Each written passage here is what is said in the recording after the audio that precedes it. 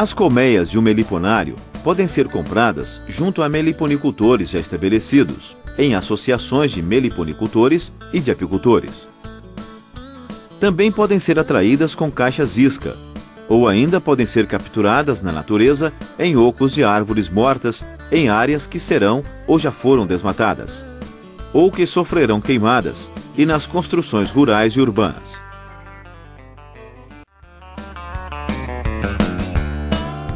Na atração com caixas isca, utiliza-se uma colmeia vazia com as medidas adequadas à espécie a ser atraída. Ela é colocada no meliponário, como nesse exemplo, ou ainda ao lado de uma colmeia natural, durante todo o ano, na expectativa de que, em caso de enxameagem, as abelhas optem por esta nova moradia, o que não é raro. No Eimba-Coaí, várias colônias de jataí, iraí, moça branca e uruçu foram formadas a partir de caixas iscas. A enxameagem de meliponíneos ocorre por falta de espaço na colmeia, quando a população cresce muito, e ocorre lentamente. As operárias avaliam possíveis abrigos durante vários dias. Depois de escolherem, inicia-se a migração de grande número de operárias e de uma rainha jovem. O voo nupcial ocorre a seguir, e as posturas começam em poucos dias. A manda-saia entre 6 e 20 dias, uruçu 6 dias, jandaíra 16, manduri 30 e jataí entre 5 e 6 dias.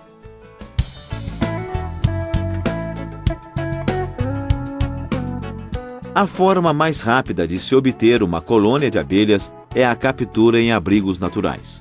O meliponicultor deve estar atento a informações sobre ninhos em tocos de árvores, construções rurais, muros e mesmo em cupinzeiros em áreas agrícolas e em cabaças e cortiços.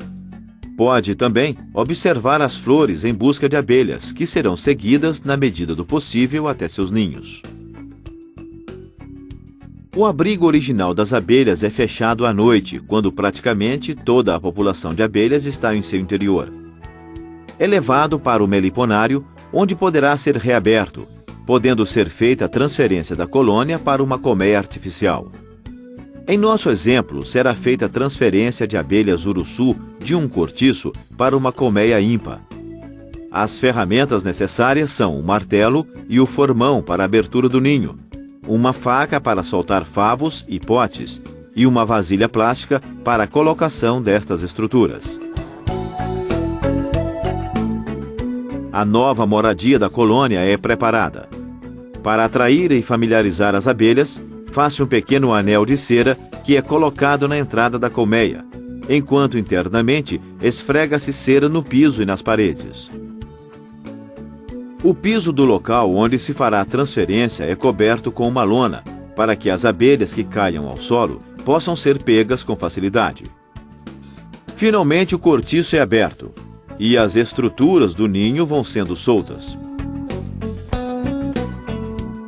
Os favos, então, são transferidos com alguns cuidados. Primeiro, não ferir as células de crias, para que o máximo delas sobrevivam ao processo. Depois, não inclinando os favos com ovos ou crias novas, que podem gorar. Após a transferência, a colmeia é levada para o mesmo local onde estava o cortiço anteriormente. Dessa maneira, as abelhas que estão fora, no campo ou em torno do local, ao retornarem, serão incorporadas à nova família. Por fim, as estruturas da nova colmeia, como ninho, alça de divisão e melgueira, são fixadas com fita adesiva. Os potes de mel e pólen serão recolhidos à parte, não sendo transferidos para a nova colmeia. O mel poderá ser colhido para consumo humano, enquanto os potes de pólen serão colocados na colmeia 4 ou 5 dias depois. A transferência imediata, enquanto as abelhas estão desorganizadas, atrai uma pequena mosca, conhecida como forídeo, que põe seus ovos nos potes de pólen abertos, parasitando a colmeia. Durante a transferência, o meliponicultor deverá estar atento à rainha atual da colônia, chamada de fisogástrica. Assim que encontrada, deve ser colocada em uma gaiola de transporte para depois ser transferida para a colmeia racional. Porém, ela pode ser levada no meio dos favos sem ser vista. Por isso, para sanar qualquer dúvida, o meliponicultor deve procurá-la atentamente na antiga casa, até ter certeza de que não está presente e que foi transferida para a nova colmeia. Deve-se evitar derramar mel durante a transferência. O mel derramado atrai o ataque de abelhas de outras colmeias, fazendo com que ocorram verdadeiras batalhas com grande número de abelhas mortas. Caso o mel se derrame, deve-se limpar a lona com um pano úmido.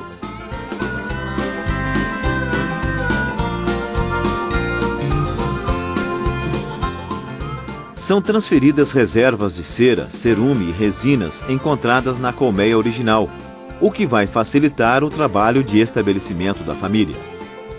Antes de fechar a nova colmeia, é colocado um pedaço de plástico sobre a melgueira com as mesmas medidas da tampa, com o objetivo de evitar que o invólucro e outras estruturas do ninho grudem na tampa. Logo após a transferência, as abelhas estão desorganizadas e as estruturas do ninho danificadas. Será preciso fazer um manejo inicial específico. O primeiro deles é a alimentação artificial. Prepara-se uma solução contendo 50% de água, 50% de açúcar, que são fervidos por 1 ou 2 minutos, formando um xarope, ao qual são acrescidas algumas gotas de baunilha. Também podem ser usadas folhas de capim-cidreira, colocadas no xarope enquanto ferve. A baunilha e o capim-cidreira dão um odor natural ao alimento. O xarope pode ser mantido em uma garrafa limpa por até uma semana, em geladeira, sendo usado pouco a pouco. Para ser consumido pelas abelhas, é colocado em um alimentador, constituído por uma bacia plástica que tem em seu interior um pedaço de tela plástica, sobre a qual as abelhas pousam sem se afogar na solução.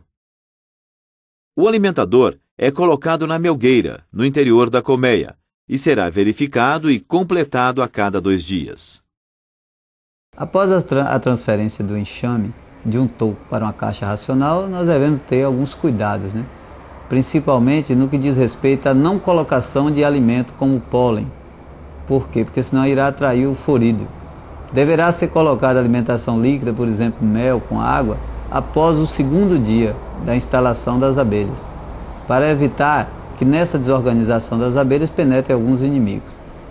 Após o 3º dia, você deverá fazer uma revisão, procurando retirar a sujeira ou o lixo que fica, que é decorrente da destruição de alvéolos, e de algumas abelhas mortas também. Então você facilitará a tarefa das abelhas. Decorridos os 6 dias da transferência, você deverá observar principalmente a movimentação das abelhas e já a presença da rainha, se for transferida a rainha fisiogástrica. Se não, se há rainha virgens no enxame.